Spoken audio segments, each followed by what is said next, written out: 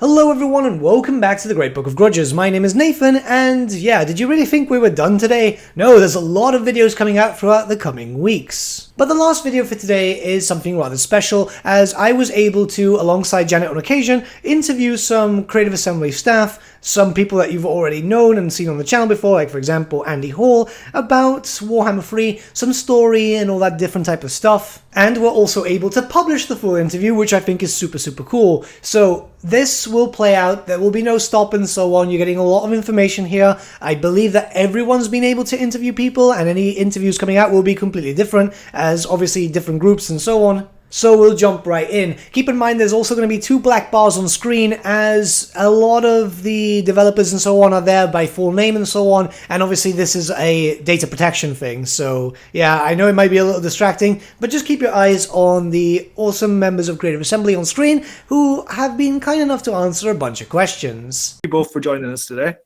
Today you're going to have sort of around about a 45-minute interview with Andy Hall, who's our principal narrative designer, Ian Roxburgh, who's our game director, and Gagari Deans, who's our battle designer. This interview will be recorded, and we'll endeavour to get the recordings to you kind of as soon as we can. And as there's sort of multiple people in the interview, and what I'll do is I'll go round the room sort of one at a time, and you can ask your questions. Does that all seem okay? Yep. Wonderful. So just looking at the list, Nathan, you've got your microphone on. So if you want to begin the questions, feel free. And guys, I'll just give you the option. If you don't want to speak on microphone, I'm more than happy to read out your questions out loud if you want to type them out. Okay, yeah. Wonderful. So if you just want to start, Nathan, feel free. Yeah, so I've been playing and constantly playing. I was a little curious, what was the inspiration behind monogod factions? Well, I mean, you could cut chaos into factions in several different ways, but I think there is enough material and a strong thematic with each of the chaos gods. So I mean, pretty early on, almost immediately, we knew that's how we wanted to do it, and then. We had the opportunity with the Demon Prince to bring them all together as one gigantic, Demons of Chaos faction as well. So we could have a cake and eat it.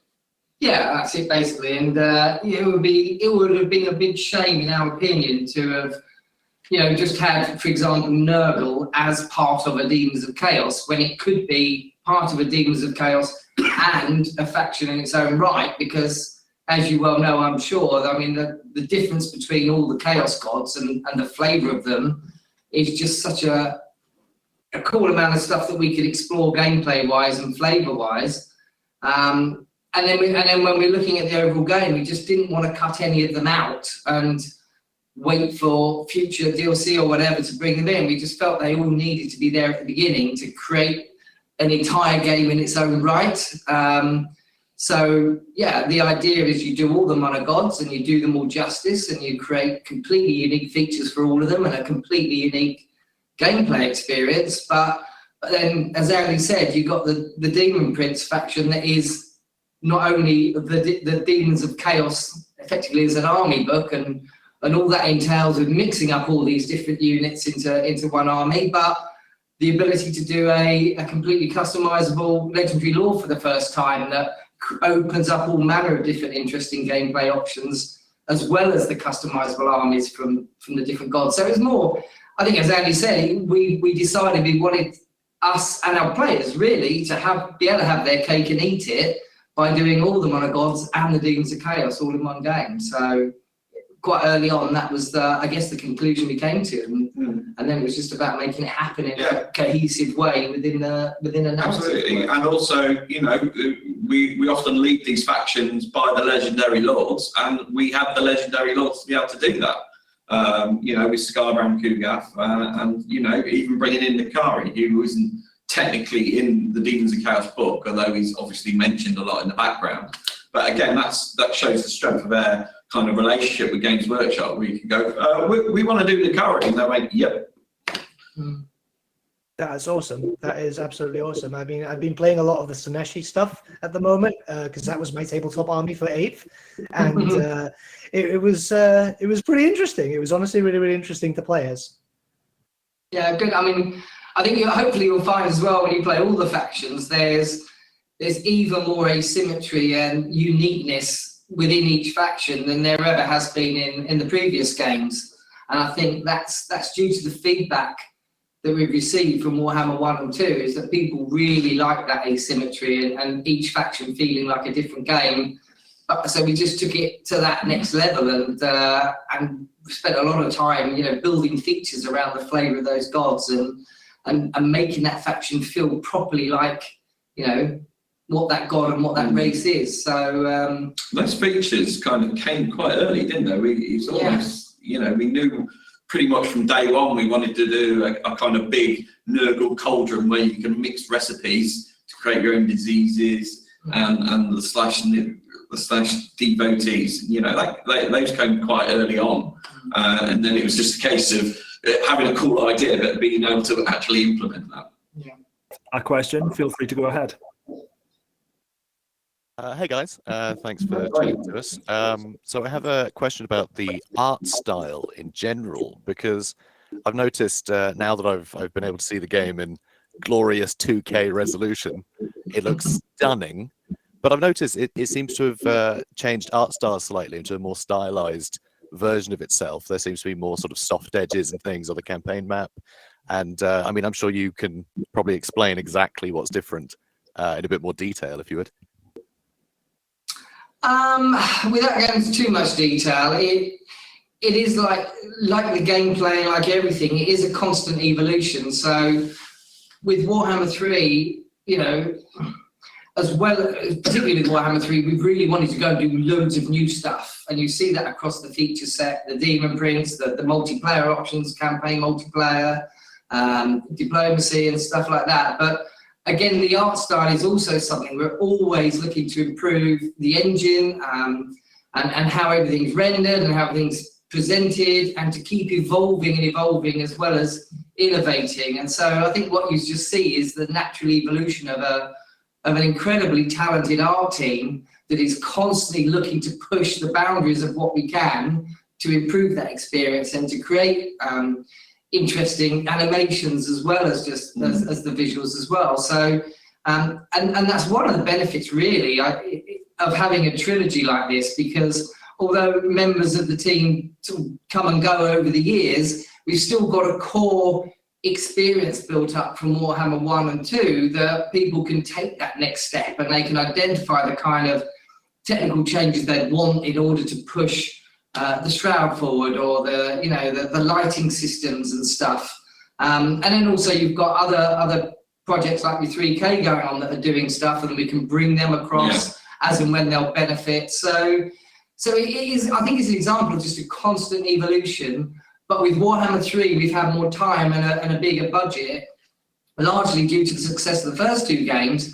So as well as looking at the feature set and what we're going to do in terms of content and say, right, we want it bigger and better, we want to really do everything the fans have always wanted and we've always wanted to do, at the same time, you've got this art style that's pushing forward and going that step further than we could have done before. So everywhere across this project, it's been a push to just do things better and evolve, and also innovate more than we have before. And I'm hoping that what you've seen with the game so far, that bears fruit. Do you know what I mean? Like, you should just go and play the 8-player simultaneous turns multiplayer, and you'll see what we mean by that. And just the customizable legendary lord for the Demon Prince, the Chaos Realms gameplay, minor major settlements in there. I mean, that's a big deal to invest that much to bring them to life. And a large amount of this is all feedback from the fans. So, we knew, okay, we wanted to rework the sieges. We wanted to bring minor settlements in. And so, and then throw a few curveballs of things that maybe fans wouldn't expect, but would be excited by. And, that's kind of what Warhammer 3 has been about from the beginning. We really do listen and read and what have you to what our fans are saying and what they would like to see, and try and bring as much of that in as we can as the trilogy's progressed. So Yeah, and I think Warhammer 3 is pretty much the culmination of all that since Warhammer 1 started. That's fantastic. I mean, I only really asked about the art style, so you're making it really easy to interview you because you answer it's really great. But as a sort of I guess an aside for this, how did you sort of juggle what was sort of set in stone with previous games and then evolving it? Because I'm sure a lot of stuff had to get reworked. So did that cause any unique problems with having to sort of update things rather than just putting more stuff on top? No, I think it's quite apparent to us as fans playing the game, as well as the feedback we get from the fans as to which things are working and which things aren't working. And it kind of empowers us really to push even further when we get positive feedback, like the asymmetry, for example. You know, that was a big risk in Warhammer 1 to suddenly, with our history games, it was always, okay, well, this faction doesn't really have very good archers, so let's find some kind of unit deep in the history books that can justify us, you know, adding that string to the bow, if you forgive the pun, and make that a balanced army as a faction. With Warhammer 1, we were like, no, we want to go with that asymmetry as part of the fun of it. And at the time, that was a bit of a worry that people might go, oh God, I don't have archers if I'm playing vampire counts. But actually, it received good feedback. And so that enabled us, it empowered us to feel like, okay, we can take that one step further with Warhammer 2. And with Warhammer 3, you know, 2 steps further again, and make every faction very unique, not just on the battlefield, but in terms of the campaign features. So, you know, we're constantly scouring the forums and reading what people are liking, not liking, and trying to deduce from that the kind of game that people are going to enjoy even more. And I think that's one of the other benefits of the trilogy. You are just constantly being able to improve on it. And you look at the quality of life across the UI, there's hundreds of things in Warhammer 2, and now again in Warhammer 3, where you go, oh, that little menu there is just easier to work with. You know, when you play the game for hundreds and hundreds of hours, little subtle changes can make a big difference to your experience interacting with the game and its features. And to keep being able to do that is a massive strength, I think. And as I said, with 3, we were able to innovate on top of that because we had enough time to do that. So I think we've kind of got the best of all worlds in there from our point of view, anyway. I think, like with Warhammer 2, we were from Warhammer 1, we were straight into Warhammer 2.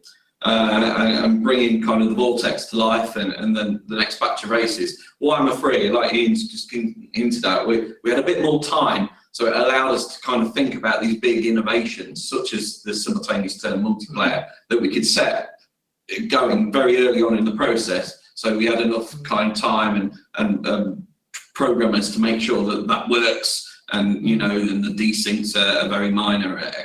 And you look at things like the Vortex we did in Warhammer 2, there was a lot of positives that came from that, a lot of positive feedback, but there are also some negatives that people flagged up. And so the Rifts gameplay in Warhammer 3 is kind of, as we see it, an improvement over that, where the good parts of what the Vortex brought are in there, but some of the negatives that are identified are designed out so that it kind of, it will be a positive for everyone involved with it, rather than, okay, well, we like this, but there's some negatives. And I think that's kind of, that's important to be aware of that as developers, as to, you know, how what you're doing is received by people, and to keep being open-minded as to how to move forward and respond to these things. And as I said, because the success of the first 2 games gave us that time and even more importantly, budget to be able to do a bigger game.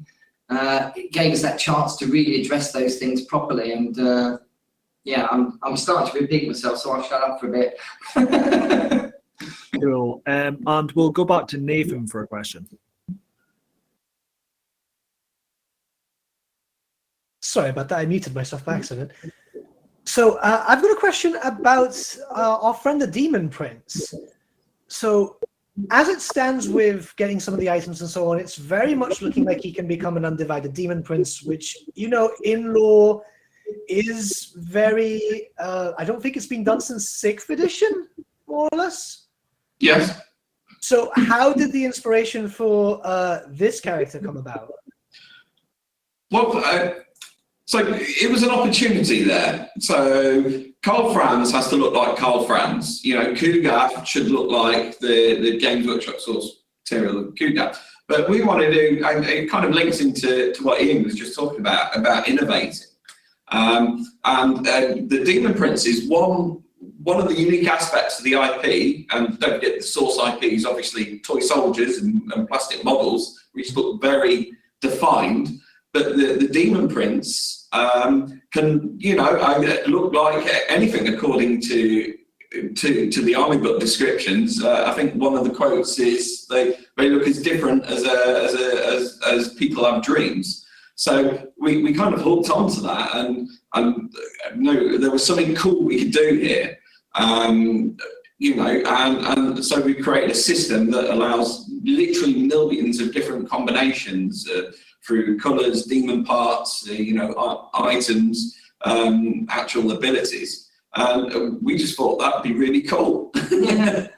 Yeah, and it is also, you know, you want to, along the lines of innovation, and you've got the standard Total War gameplay, but then to bring in that extra level of kind of RPG element to one of your legendary lords adds that extra flavour and excitement and uniqueness to playing as the Demon Prince. So, as Ali said, that it just so happened that the lore provided us the opportunity to say, look, this Demon Prince can look like anything, and we can build a more RPG-based, different slant to your experience because of that, and be lore accurate still. So it may be that it was last done like that in 6th edition, but you know, we refer to, you know, lore across all the editions as well. Yes, yeah, we will go back to different previous editions if it suits their purpose.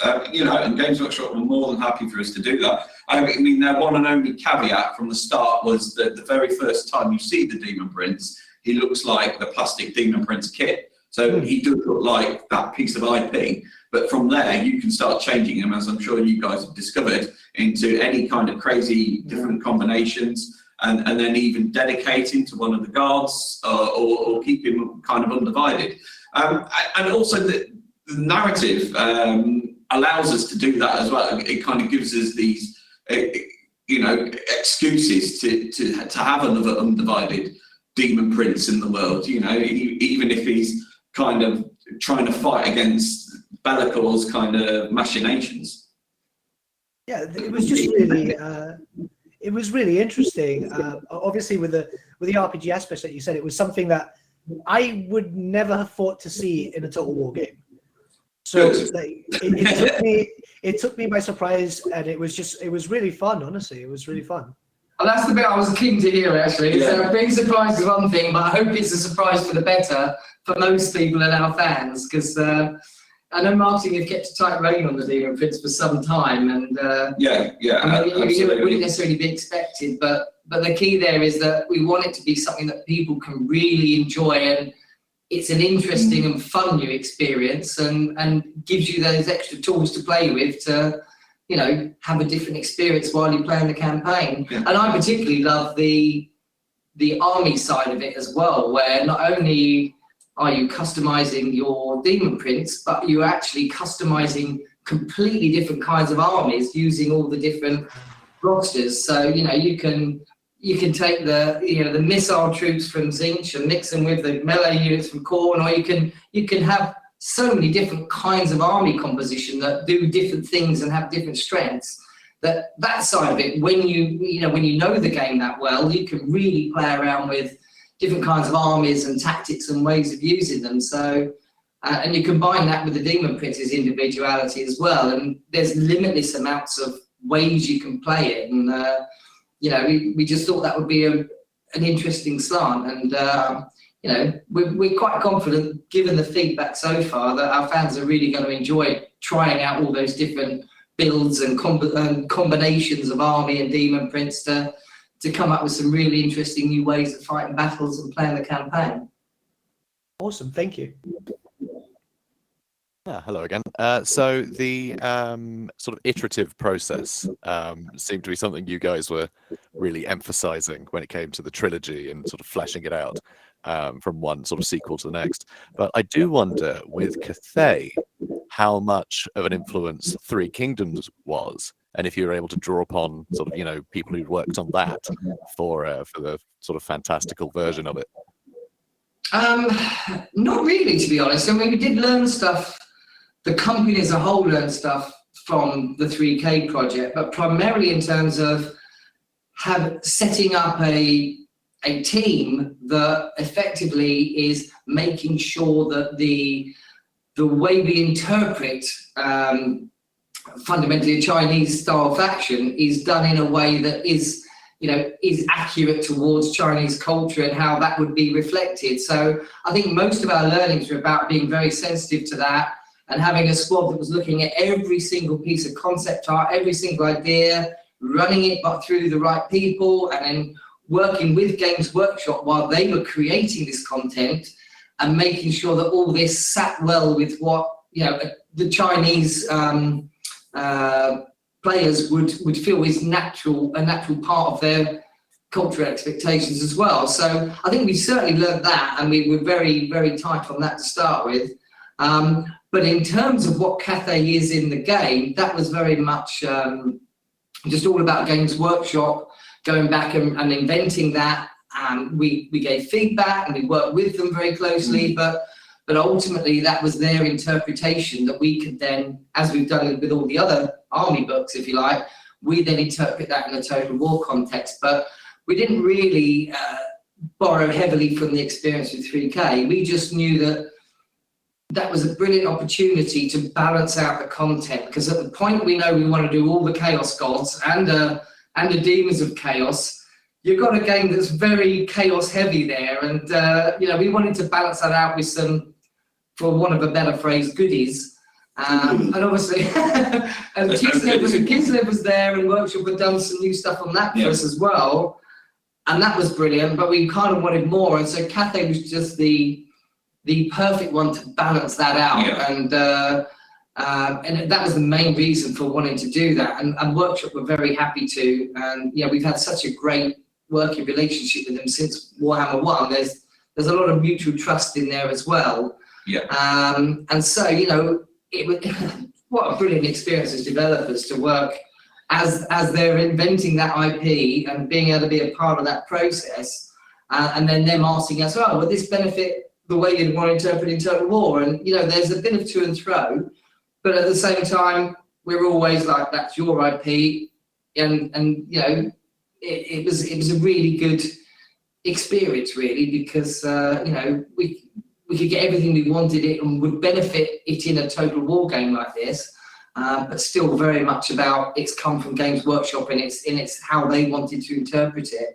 But I know that's another long-winded answer, but I guess it was only really that learning of making sure we are very hot on being sensitive to cultural expectations and cultural norms is probably what we most learned in 3K.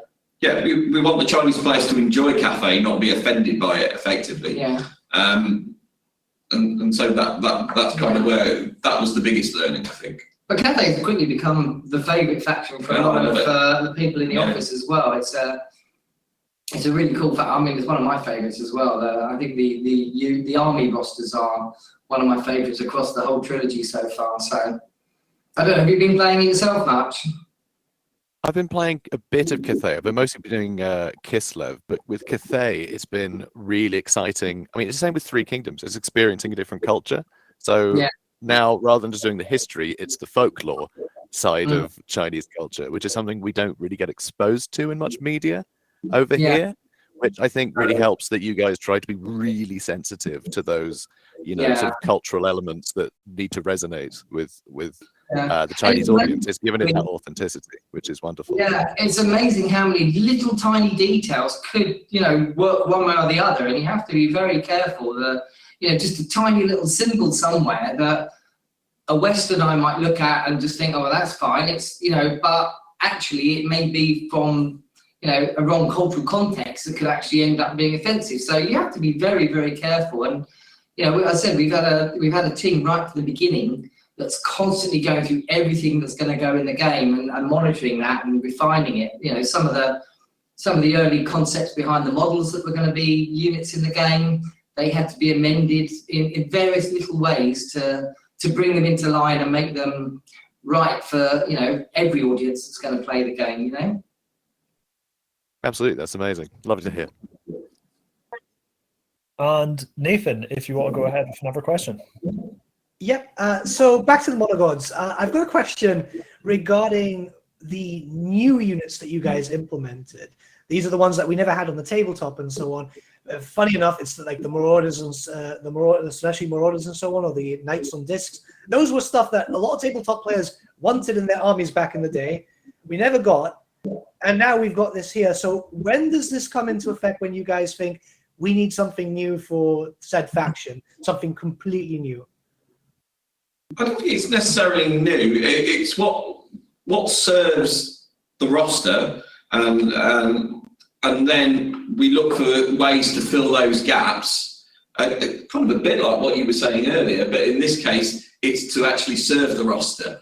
And from there, we look at different kind of army lists, different white dwarfs, and then we can find those kind of instances, and then, you know, we go to Games Workshop and say, can we do these? And you know, because we have that strong relationship, that some other partners of their licensed partners probably wouldn't have got that opportunity. The classic is the Doom Knights, which didn't actually exist in the IP, in the Warhammer Fantasy Battle IP at all. But, you know, me and Oscar specifically, we wanted, you know, Chaos Knights on discs.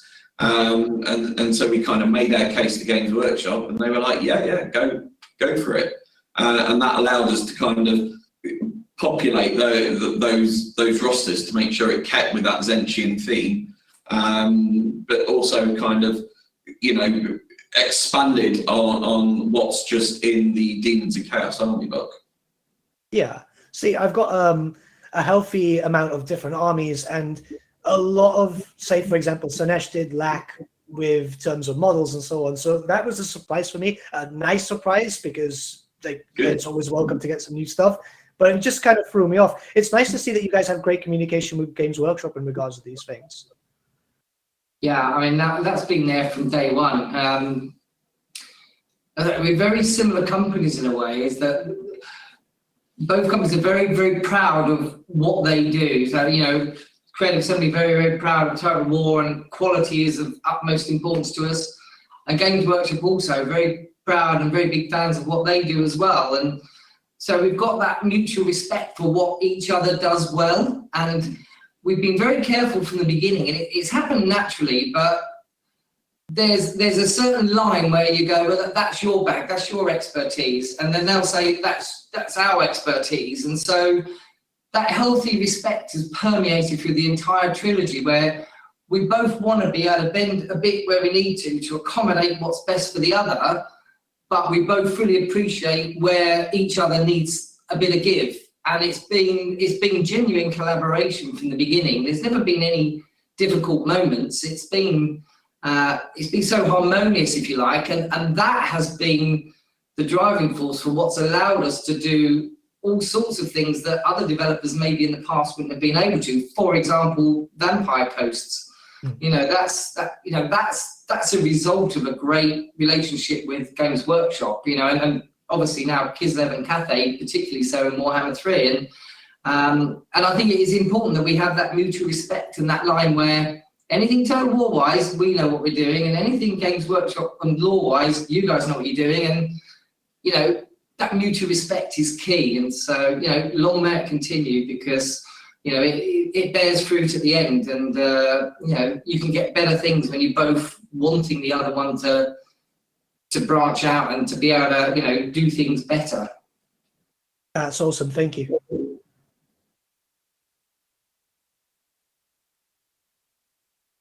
Okay, are we any more questions? Apologies, my mute button was stuck. No, we can get some more questions. Jordan, if you want to go ahead with another question, go. Yeah, I'd love to.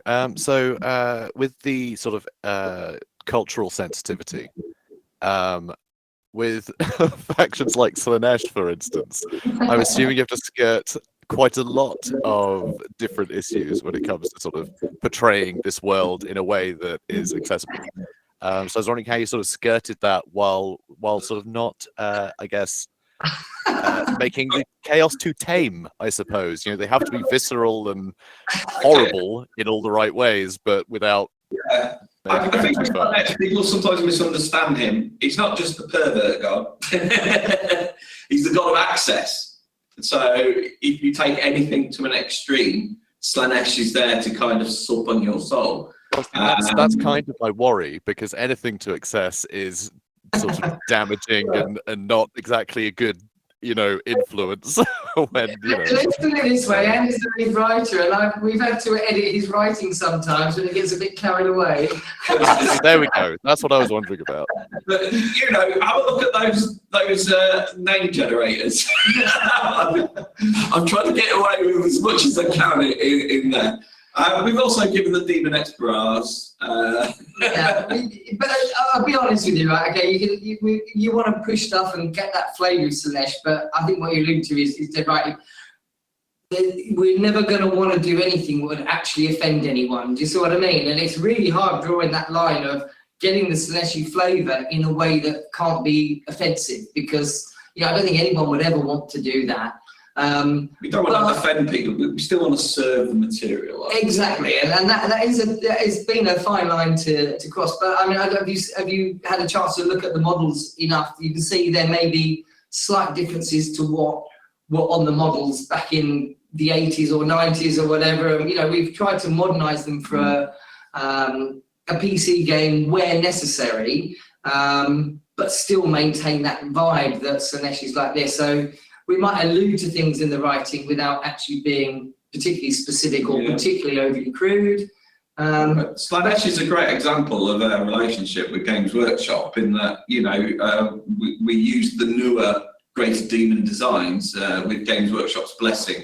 We created a brand new model for Nakari, being inspired by some older artwork, but also making sure that Nakari still fits in with that modern kind of keeper of secrets sensibility. And that was all done with Games Workshop's blessing. And then you look at things like the Chaos Realm, the Slaaneshi Chaos Realm that you will go into. You know, you can tap into that Slaaneshi vibe in a more subtle psychological way. Like, for example, you go in and you've got the 7 layers of seduction, and each time you drop down one level, you get an increasingly exciting bribe, and it's not just a gameplay decision. You as a player, you're breaking the fourth, feeling genuinely tempted as a player to accept this massive bribe, as you know, and not getting a soul as a result of it. And so we can tap into that side of Slaanesh as well. Can I ask if any of you two have been tempted by Slaanesh's temptations? Oh yeah, completely. Yeah. Huge bonuses in the early game. It's impossible to say no to. It was something like plus 250 growth in the local region or something. I mean, I'm spreading chaos corruption in my wake now, which probably isn't ideal, but like, yeah, I guess I have more people to corrupt now, which is fantastic. They pay taxes. Yeah, we found when we first implemented that, we got lots of really good feedback internally about the concept of being bribed, but the bribes weren't really strong enough to actually be able to tempt anyone. So we really like the idea of it, but then towards the end of the project, we just ramped them up a lot so that you are actually, as a player, thinking, you know what, I'm happy to forego 1/4 of the victory condition requirements effectively in order to get this massive boost and you know, help my empire. And I think that to us is that's quintessentially Slaanesh, right? It tempted you away through seduction, and that was a lot of fun. Yeah, you did veto my suggestion though. I wanted to give the player 6 keepers of secrets for the final temptation, but even that was too much, even for Ian. Yeah, I did particularly like how Slaanesh was done. I haven't explored the other places quite so much yet, but I liked how it was very backhanded. It was, we'll give you something, but it's actually benefiting me, which I think is the most chaos thing that they could do. You know, it's benefiting them really, but you can't say no because we're mere mortals. It evokes that really well. So yeah, kudos for managing to pull that off. just kind of hijack this area to talk about. So if you let us wax lyrical on me, I think the gameplay in the Realms of Chaos was a really kind of cornerstone of getting Warhammer 3 right, because we knew from the off we didn't just want players to go into the Realm of Chaos and play Total War in those spaces. I know I've seen on the forums that people were worried that's what we were going to do, but that was never the case. We wanted each kind of realm to feel unique and have a different way of playing. So obviously the temptations, like we've just been talking about, but then we got the battles in Khorne and the maze in Zench, and of course the Garden of Blight for Nurgle. So it'll be interesting to see how you guys manage all 4 of those realms.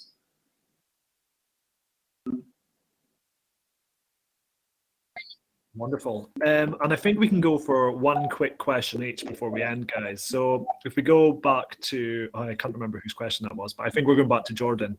If you want to ask a quick question, then we'll go to Nathan. Oh no, I just had my go, so Cool. fair's fair. Nathan, if you want to ask a quick question, and then we'll go to Jordan. Okay, yeah. So I want to ask about Kislev mainly because obviously, in an official sense from back in the day, it was the 18-page supplement, and it's very different, but it still feels like Kislev. Would that be in the same way as how you guys worked with Games Workshop for Grand Cafe, or were you guys given a lot more freedom? Yeah. No. Well, yes, we got a lot of freedom, but those fundamentals of what Kislev is presented in Warhammer 3 is a Games Workshop creation, and we then took that and obviously adapted it for Warhammer 3. But those guys came up with the army list and how they should look. Catherine's new kind of garb was from their concepts, and we made requests. Because we work with Games Workshop that way, so we were like, bear riders, please, and they were like, yeah, don't worry about that, there will be bear riders. But then they came up with the elemental bear, which is a brilliant unit.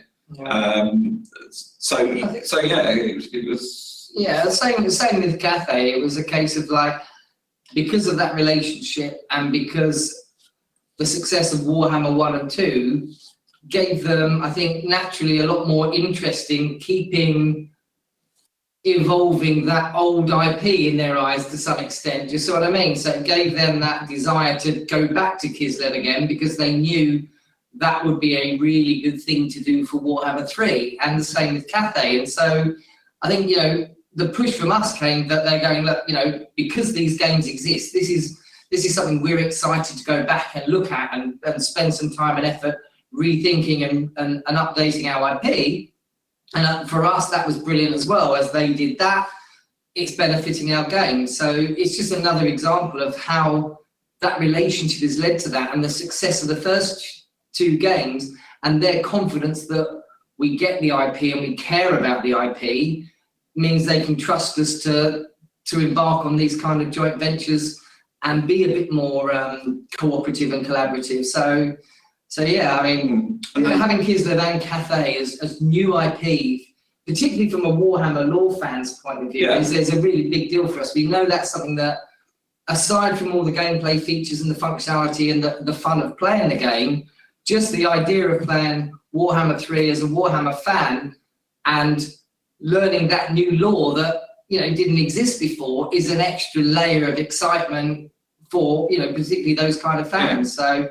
And that's given us a lot of buzz to be able to deliver that, as a result of this relationship. And they give us toys and seats to play with that we can then take and adapt, like the Great Orthodoxy. It wasn't, there was an idea there, but we then took and ran with and used that to deliberately kind of put these 2 power bases in Kislev against each other, which then generates some interesting gameplay and mechanics for us, which then they'll probably take and adapt into their own kind of future games and stuff. So yeah, we feed on each other in that way. Sounds good. Thank you so much. And Jordan, if you just want to ask the final question for the day. Yeah, with pleasure. So you guys, I mean, I can tell from this whole interview, I mean, I barely had to ask you anything, and you've you just rolled with it. So I can tell you guys are really passionate about this. So I have to ask, what is each of your favorite new thing or returning thing, or just what comes to mind with Warhammer 3? What are you most proud of? Oh, crikey, there's loads. Most proud of is probably the Demon Prince.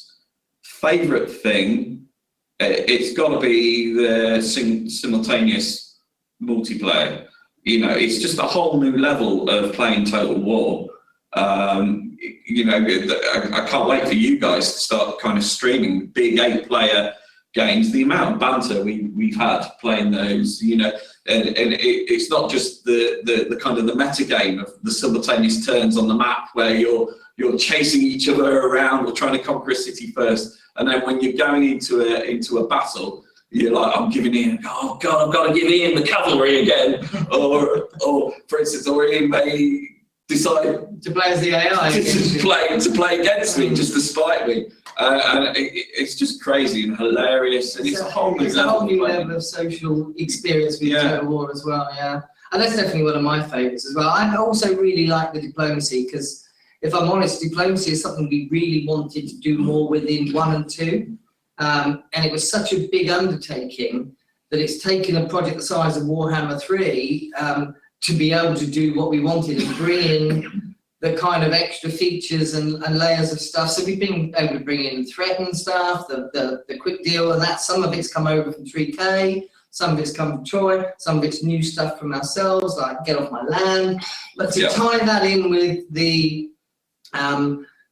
idea of the outpost, I don't know if you guys have come across that yet, but when you actually create defensive and military alliances with people, the ability to build outposts, do missions to generate more allegiance, and then actually recruit their units into your army, again creates that extra level of, right, I've got a Kislev army, but I've got mortars in it and that kind of stuff, which has opened up that box of goodies to play with, but is also law sensitive because in the law it accommodates for that stuff.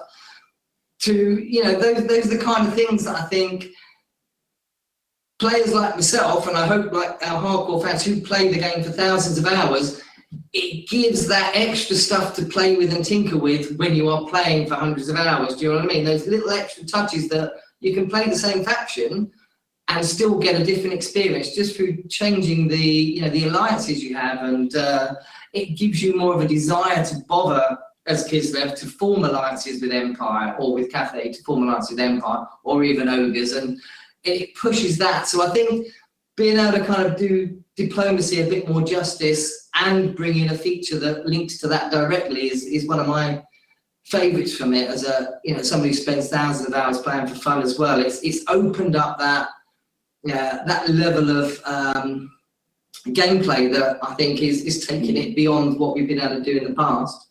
The threaten button's cool as well. You know, if you're playing into that power fantasy and someone's not doing as they're told, it's nice to press the threaten button and go, do it or else. It's very lore accurate as well. Yeah. The threat button. Can backfire though. Yeah, and it's also really nice to have done minor settlement battles, because that's something that we'd have loved to have done from the beginning, and it's such a big undertaking. It's taken a project of this size to be able to do it, and then to be able to rework sieges as well, because that's something that's been a popular choice from the fans' point of view, to redo them, make the siege maps bigger and deeper, and create some features within that as well to pad them out, and that's been really really nice to be able to deliver that. And so much thought. It's just such a massive game. and to feel like the game as a whole is a complete game. It's not like, oh, there's a hole there, but that's DLC and all that. It's like the game is a complete whole as it is now. The map's twice as big, and it feels as big. I think it's the same size or bigger than Mortal Empires is, and it feels that when you're playing it. So it's got that epicness to it, but it's also, it's also a complete game. We haven't just left out 2 of the Chaos Gods. It's like they're all there, and the Demons of Chaos is there, and you got 2 human faction, the goodies as well. So we're really pleased that we've had the budget and everything to be able to do all of this, because we always wanted to go out with Warhammer 3 with a big bang, and it's almost a thank you to the fans as well for the support we've had throughout 1 and 2. Because of that support and that success, we can go and do this. And a lot of what we've done is trying to do the things that we know the fans have wanted over the time. So we're hoping that most of our fans will Fingers crossed it goes down well. Yeah. So, but it's been great fun making it as well. We always have a lot of fun doing it, don't we? We spend far too much of our own time playing it. So. Well, I mean, you could always make a 4th. Yeah, I can have holiday first. Right. See how this one sells. Yeah. So that's amazing. You guys sound really passionate about it, and I can't wait to see what you guys come up with next. We love it. Yeah, no, it's really nice talking to you as well. It's ongoing. We'll always want to make games that people want to play. The fun element is the most important thing. That's kind of our philosophy. Just one more turn. Yeah, one more turn, and if something's fun, it's worthwhile, right? And hopefully that the fans will enjoy this one, and we can make many more in the future as well. So we'll just watch this space, I guess. Not saying anything more than that. Well, I'll certainly be watching. Wonderful. Nathan and Jordan, thank you so much for joining us today. Josh will be in touch when the recordings will be ready. But yeah, thanks once again. Thank you guys. It's been amazing. Thank you very much. This was awesome. But with that, my friends, we've come to the end of our video. Thank you so much for watching. If you did enjoy the video, might I suggest giving the video a like, or even subscribing to the channel, as it really does help us out. In the description section below are various links to different social media platforms such as Facebook, Instagram, and Discord. Also in the description section is an affiliate link with Element Games where you could buy loads of hobby-based products, not just Warhammer, for 10 to 25% off. Making a purchase using that link and also our special code, which is also in the description, supports the channel at no extra cost to you, which we think is rather cool. A big thank you to our patrons. Your support means the world to us. It's amazing that people want to help a small channel like us grow and get to a higher level of content. A big thank you to Gibraltar LUSC, Ryan Bertsche, Andrew Prince, and Okro for subscribing to us at our Fane level. You guys are super cool. And a big thank you to Edward Yule, VS Vasan, Aaron Whitman, and Shaggy for subscribing to us at our King level. Honestly, we can't thank you all enough. And lastly, a big thank you to all of you for liking, sharing, and commenting on these videos. Honestly, it's because of you guys that the channel's been growing at such a great pace lately, so we can't thank you all enough. But with that, my friends, thank you so much for watching once again, and we shall see you all again very, very soon. Have a good day.